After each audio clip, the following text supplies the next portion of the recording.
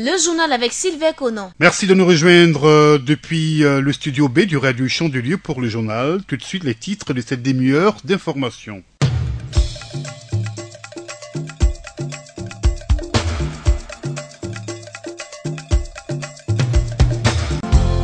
L'avenir de la Côte d'Ivoire préoccupe les femmes chrétiennes. Elles l'ont exprimé toute la journée du samedi 17 octobre au parc des sports de Treichville, dans la prière et la supplication afin que Dieu accorde à notre nation des élections apaisées.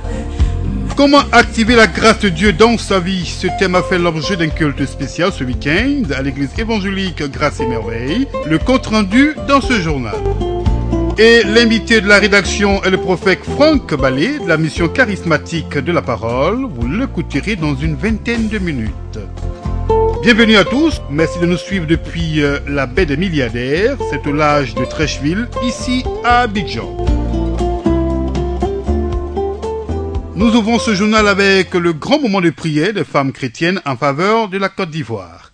Des prières, des proclamations prophétiques et des adorations ont été adressées à l'Éternel par les femmes chrétiennes de Côte d'Ivoire durant toute la journée du samedi 17 octobre dernier au parc des sports de Treichville. Au nombre de 2000, les femmes venues de diverses communautés chrétiennes avec pour un seul objectif prier pour la stabilité de la Côte d'Ivoire. Nous vous proposons ici, à cette occasion, un extrait de cette ambiance. Nous crions à toi, Seigneur, ne nous abandonne pas.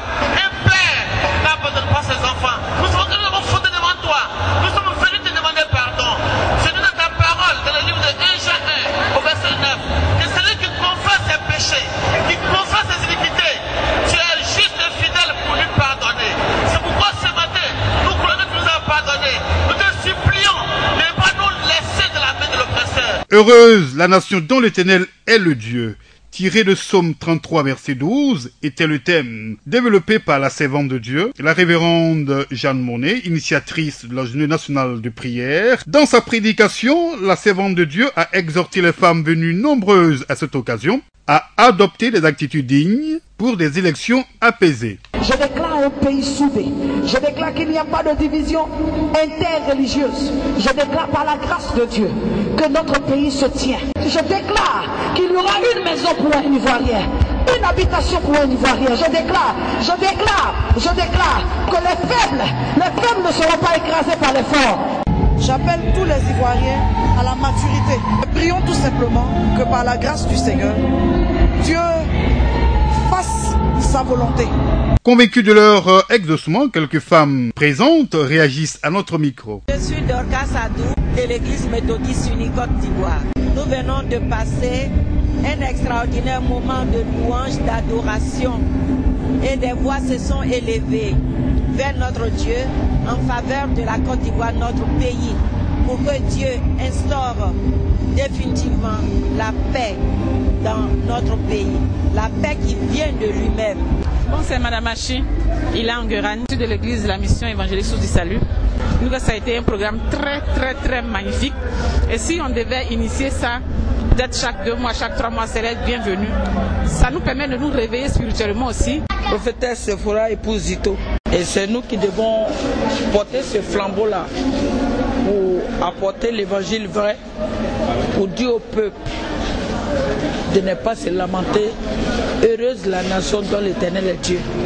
Notre Père dépend de notre nation. Le moment de prière des femmes chrétiennes a connu la participation de plusieurs chantres et groupes musicaux, en l'occurrence le groupe Eden, Maman Tania, le groupe musical méthodiste. C'est un reportage de Rachel Dengui. Culte de louange et d'adoration au ministère d'évangélisation et de restauration situé à Yopougon, nouveau quartier. Le pasteur Noël Sossi encourage les fidèles à continuer de croire au Seigneur. Par ces temps difficiles, le Seigneur Jésus-Christ demeure l'ultime recours du monde et surtout des chrétiens. C'est à cela que l'homme de Dieu s'est attelé le dimanche 4 octobre en exhortant sa communauté autour du thème « Jésus mon espoir ». Ce sont les passages de 2 Rois 6, 1 à 7 et de Luc 7, 11 à 17 qui ont appuyé l'exhortation de cet homme de Dieu. Voici un extrait de son message. Frères et sœurs, je suis venu dire à quelqu'un ce matin, tous ceux que les sorciers de son quartier, de son village, de sa ville tenaient, et certainement accompagnés au cimetière, ce matin Jésus arrête ceux qui tiennent ton cercueil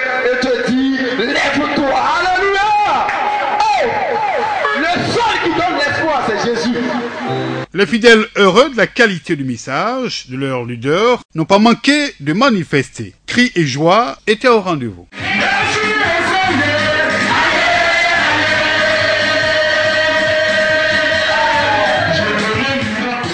À la fin du culte, le pasteur Noël Soucy a tenu une fois de plus à exhorter les chrétiens à espérer contre toute espérance. Son témoignage en est une parfaite illustration. Jésus seul peut donner l'espoir à quiconque sur cette terre. Dieu m'a montré qu'il m'a appelé. Il m'a confié une vision. Il utilisera même des hommes, des femmes qui ne sont même pas de ma communauté pour me relever. Et il a fait par quelqu'un qui était désespéré. Moi étant désespéré, dans la même situation, prier pour quelqu'un qui était désespéré, prier et décanter la situation de la personne et donne plus de 2 millions pour que ce temple soit réhabilité. Un culte spécial est prévu dans les jours à venir pour rendre grâce au Seigneur pour son soutien inestimable. Un reportage de Carole Anoué. Apothéose de la fête des tabernacles 2015 de la mission évangélique Salut les âmes et de l'amour du prochain, MESAP. C'était le dimanche 18 octobre dernier à Yopougon Cité CIE, le compte rendu de Ulrich Agboquet. Le dimanche 18 octobre 2015 a marqué l'apothéose de la fête des tabernacles à la MESAP en raison de sa deuxième édition célébrée avec faste à travers enseignement, veille de prière, mini-concert et baptême. Ici, écoutons quelques participants tout heureux. Madame Dapa, Clarisse, vraiment j'ai béni Dieu de ce que vraiment depuis 2 ans, il nous a donné l'idée de faire la fête des tabernacles. Vraiment je le remercie et que l'année prochaine, vraiment que nous donnons l'envie pour qu'on fait mieux que ça. Je pense que le pasteur Yapo Marc, pasteur adjoint de l'église MESAP, en tout cas comme impression, je voulais dire que en tout cas, cette fête est pour nous une occasion de communier avec Dieu, de lui montrer que nous sommes un exemple, un modèle à suivre. Parce que quand Dieu dit, il faut le faire. Donc pour nous, je pense qu'on a réussi ce qu'on voulait et on va encore le répéter davantage pour que les hommes sachent que Dieu veut être avec nous et pour nous. Je suis Paul Kokora. C'est un programme particulier parce que c'est Dieu lui-même qui l'a inspiré. Et la fête des tabernacles est une fête très importante. Elle clôture toutes les grandes fêtes, à savoir la fête de Pâques, la fête de Pentecôte. Je me nomme Laco Diane. Je suis très heureuse d'être baptisée, d'avoir choisi le chemin de Dieu. Je suis vraiment heureuse, je viens d'Alépé. À la suite de ces réactions, écoutons Madame Zachary Elisabeth, présidente du comité d'organisation, qui nous situe sur le déroulement de cette fête. Nous avons commencé depuis le lundi et aujourd'hui est le dernier jour, le jour de la clôture. Et pour conclure, je dis merci à Dieu parce que tout s'est bien passé par la grâce de Dieu. Et tout est vraiment bien passé et que le nom de l'Éternel soit glorifié et à l'année prochaine. Madame Zachary Elisabeth à l'instant sur Radio Chandelier. Regard des faits d'après le modèle qui t'est montré sur la montagne est le thème central de cette fête qui à cette occasion a été donnée par le docteur Kwasi Kofi Thomas de l'Institut biblique des œuvres mission qui a instruit le peuple voire l'auditoire sur la fête des tabernacles. Pour lui, cette fête signifie la plénitude, l'abondance du chrétien qui a Christ dans sa vie. Docteur Kwasi Thomas, l'orateur. Dieu ne s'arrête pas à une simple bénédiction qu'il nous accorde un jour. Dieu veut venir habiter en nous. Dieu veut que par son habitation, notre vie devienne une vie heureuse, une vie abondante. Quand il dit, mais vous ne savez pas que vous êtes le sel de la terre, que vous êtes la lumière du monde, c'est par la présence de Dieu en nous qu'on devient lumière du monde et sel de la terre. Cette vie abondante, c'est la réalité de la fête des tabernacles. C'est la réalité de la fête des tabernacles. Il y a un lien fort avec la fête. Si on a compris la fête des tabernacles, on comprendra ce que Dieu veut en finalité pour notre vie. Docteur Kwasi Thomas, l'orateur. Notons que la MESAP est dirigée par le pasteur Yaobita Félix Israël, qui par ailleurs est le fondateur de cette œuvre. C'est aux environs de 17h que ce programme a pris fin par un somptueux repas. Ulrich Agboquet depuis la MESAP pour Radio Chandelier. L'autre titre du journal. Culte spécial à l'église évangélique Grâce et Merveille. Comment activer la grâce de Dieu dans sa vie? Ce thème a fait l'objet d'un culte spécial le dimanche 18 octobre 2015 à l'église évangélique Grâce et Merveille de Yopougon, Maroc. Devant des fidèles venus en grand nombre, le bishop Léon Merveille, en absence du pasteur Kamagaté, a dit que la grâce est la capacité de Dieu à vous donner ce que vous ne méritez pas. Puis, Il a révélé, au travers de ce message, les 4 éléments fondamentaux qu'il a dû savoir pour activer la grâce de Dieu sur sa vie. L'apôtre Paul dit que les derniers jours seront les moments difficiles. Ce sont les moments que nous sommes en train de traverser. Donc dans ces moments, la seule chose qui peut nous garantir la vie, c'est la grâce de Dieu. Et nous avons dit que lorsqu'il y a la grâce de Dieu dans la vie de quelqu'un, elle produit beaucoup de choses. La première chose que la grâce fait dans la vie d'une personne, elle produit les surnaturels. Et la deuxième des choses, la grâce produit la victoire. Grâce soit rendue à Dieu qui nous fait toujours triompher en Jésus-Christ. Et la troisième des choses, lorsque la grâce de Dieu est sur la vie de quelqu'un, elle produit l'élévation. C'est la grâce de Dieu qui a fait que Joseph, vendu comme esclave, se retrouve élevé comme premier ministre en Égypte. L'élévation ne peut venir dans ta vie que s'il y a la grâce de Dieu. Et la dernière des choses, la grâce produit la richesse. La Bible dit, vous connaissez la grâce de notre Seigneur Jésus, qui pour vous s'est fait pauvre, des riches qu'il était, pour que vous soyez enrichis. Donc la grâce, quand elle vient dans la vie de quelqu'un, elle produit la richesse. On ne devient pas riche à cause de l'argent, à cause des diplômes ou à cause des études qu'on a fait, mais c'est à cause de la grâce de Dieu. Dans la suite de sa prédication, le bishop Léon Merveille a fait noter que le refus de faire des offrandes et le péché sont des obstacles à la grâce de Dieu sur soi. Quand un chrétien mène une vie du péché, la grâce et le péché ne marchent pas ensemble. Donc, quand vous voulez que la grâce soit activée, il faudrait que vous marchiez selon la grâce. La Bible dit, ne foulez pas la grâce de Dieu aux pieds. Il y a le péché, il y a le manque de vie de prière. Et si vous me suivez là où vous êtes, et vous voulez que la grâce de Dieu soit activée dans votre vie, régulièrement faites une offrande au Seigneur, et vous vivrez dans la grâce, vous marcherez dans la grâce, vous travaillerez dans la grâce, et la grâce vous suivra. Et vous direz comme David, oui, le bonheur et la grâce m'accompagneront tous les jours de ma vie. Bishop Léon Merveille. Au thème d'un culte divinement inspiré, la satisfaction était à son comble au regard des réactions que notre reporter a recueillies. Moi c'est Cablan et je suis content d'être là et j'ai vraiment aimé la ferveur au niveau du culte aujourd'hui. Il y a une émotion qui se dégageait et le thème sur lequel l'homme de Dieu a prêché, c'est un thème assez évocateur. Et c'est un thème surtout qui permet de remettre le prochain en confiance. Parce qu'aujourd'hui, comme il a dit lui-même, si bien les temps sont difficiles. Et donc savoir qu'à tout moment, on peut entre 10 000 avoir la grâce de Dieu et repartir de plus belle, c'est toujours intéressant. Madame Ouamine, en tout cas le culte était vraiment très bon. Moi je bénis le Seigneur parce qu'il a permis qu'aujourd'hui je sois parmi mes frères. Vous venez écouter l'homme de Dieu, vraiment tu nous as bénis. On croit toujours dans la foi en Christ, on croit que tout va bien. Moi c'est M. Dibi Samuel, je suis Grâce et Merveille et je viens d'assister le culte du dimanche. Ça m'a fait plaisir, ça m'a vraiment changé parce que la parole que le serviteur qui nous a prodiguée, ça a été une parole avec succès. Et il a demandé que la grâce soit avec nous. Effectivement, sans la grâce, on n'y peut rien. Au travers de ses propos, le pasteur Kamagaté et son peuple entendent maintenir la flamme de la dynamique de l'Esprit de Dieu pour les 3 derniers mois de l'année 2015. C'était un reportage de Sylvain Kono. L'actualité, c'est aussi un appel à la prière. La mission divine internationale des bâtisseurs de l'armée du Seigneur, MDBAS, dirigée par le révérend Sylvain Conan, poursuit son programme de repositionnement dénommé 12 dimanches de résurrection. Cette rencontre, débutée le dimanche 6 septembre dernier, sera aux couleurs de la Côte d'Ivoire le dimanche 25 octobre prochain avec une prière spéciale pour le pays relativement aux élections présidentielles. Plus de précisions avec le leader. Que nous sommes des acteurs principaux de la paix de notre nation. Et je pense que l'Église dans le Conseil des Nations a sa place, à son mot à dire. La Bible dit que nous sommes le sel de la terre. Or, quand je comprends par le sel de la terre que l'Église est stabilisateur parce que le sel aussi est un stabilisateur. Donc si l'Église n'existe pas, le monde sera déstabilisé.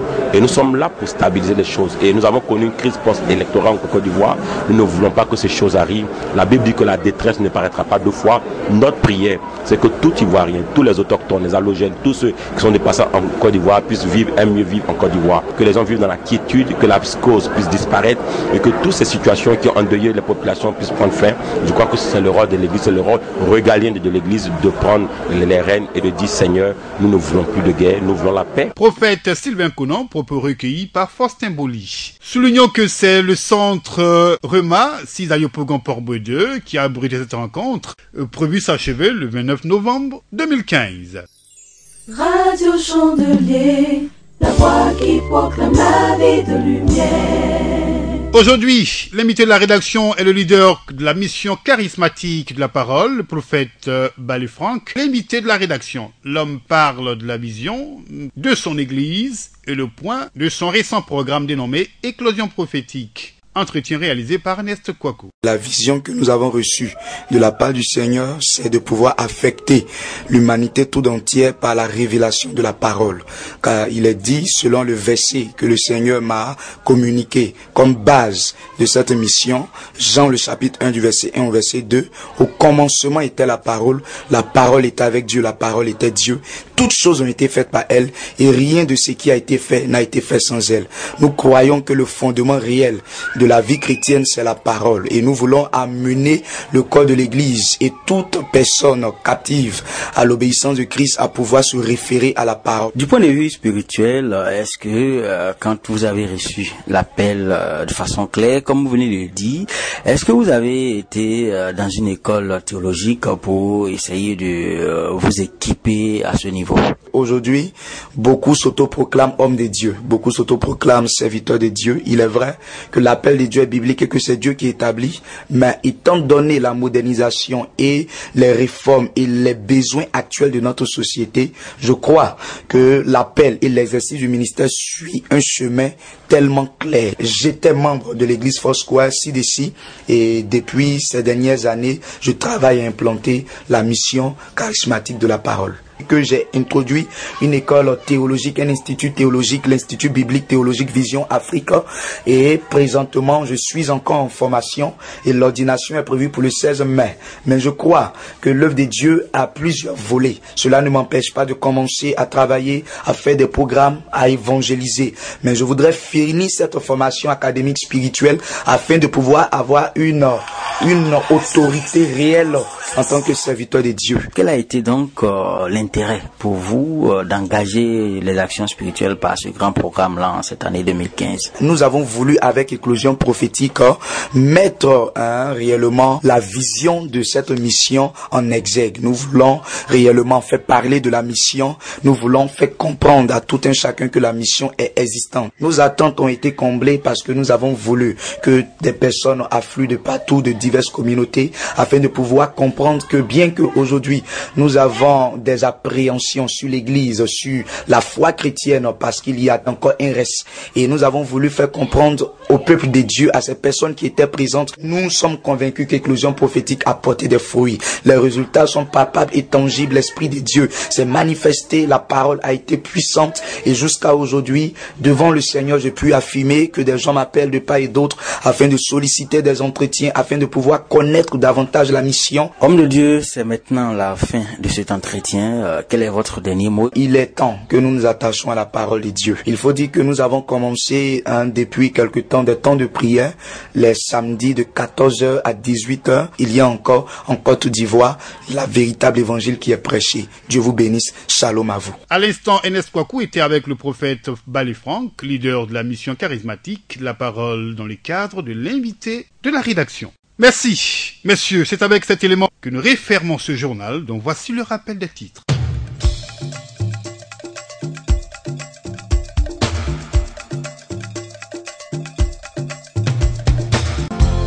La bénie de la Côte d'Ivoire préoccupe les femmes chrétiennes. Elles l'ont exprimé toute la journée du samedi 17 octobre au Parc des Sports de Treichville, dans la prière et la supplication, afin que Dieu accorde à la Côte d'Ivoire un scrutin apaisé. Comment activer la grâce de Dieu sur sa vie? Ce thème a fait l'objet d'un culte spécial ce week-end à l'église évangélique Grâce et Merveille. Vous avez eu le compte-rendu complet de notre reporter dans cette édition. Et l'invité de la rédaction a été le prophète Franck Balé de la mission charismatique de la parole. Vous avez pu l'écouter. L'entretien a été réalisé par Ernest Kouakou. Merci d'avoir prêté attention à cette demi-heure d'information sur Radio Chandelier. Nous vous invitons à garder l'écoute, car le contenu de notre programme vous permettra de réussir dans toutes vos entreprises.